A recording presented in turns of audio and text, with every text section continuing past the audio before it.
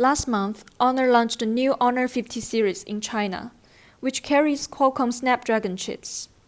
Do you think Honor will establish a stable relationship with Qualcomm, and Honor will be free from the US trade restrictions in the future? So that's like I'll say like $1 billion question, right? So if you look at what is happening right now, one thing is very clear, like Honor is now off the hook and they can source components, they can get in a good ties with Google, Qualcomm, Intel, so that sanctions are off. So regarding future, I think it's a bit uncertain, but as of now, if you look at the from the strategy point of view, one can very safely assume that for now, Honor is independent and allowed to do their own business. It also depends on how the Honor's trajectory goes from here onwards, like the growth, the expansion, which countries they are launching. Like let's assume if they want to target North American market, how will government react to that? Things like those. But for now, I think they are good to go and are looking for a global expansion for sure. We also noticed that Honor's new smartphones carry many chips from Chinese suppliers. Do you think this will become a trend? What's your opinion? In this era of globalization, you can't really discard a particular segment, industry, or a country for that matter, right? If you look at mobile phone, there are almost like 340 odd components that goes into it.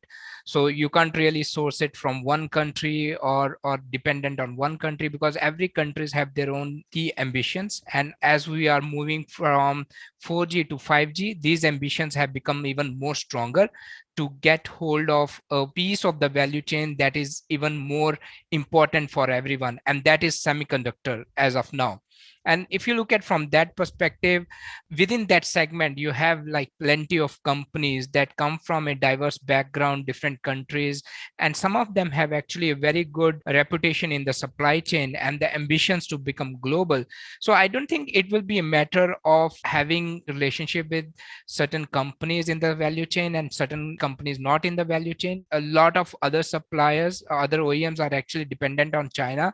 So if you look at out of the phone BOM cost, I'll say like more than half of the value addition that is happening in China. But then there are certain key components as well. Like we talk about the SoCs of the world, we talk about memory, we talk about foundry business, where China needs to actually build its scale and ambitions over there. But then you have long tail of supply chain which is there, and of course a big chunk is still comes from China because of the inherent nature of the market. So it's like when we talk about Taiwan is very strong in semiconductor, you talk about US very strong in the software and services point of view, you talk about China, they are very good in the mechanical tooling point of view.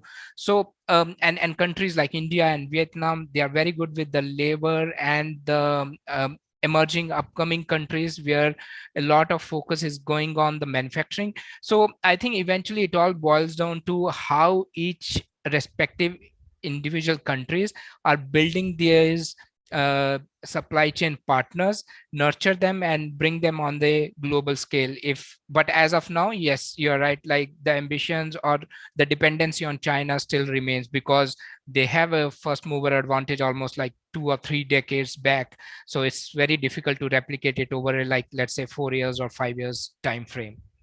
Honor has confirmed that the new series will be able to have Google mobile services pre-installed. How important is GMS when Honor strives for overseas markets?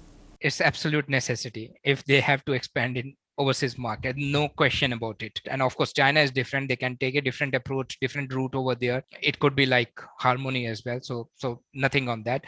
So the point here is the globally it is still between two operating system, either you have iOS or you have Android. So there is no other alternative if you have to expand in the markets like let's say India or other emerging markets.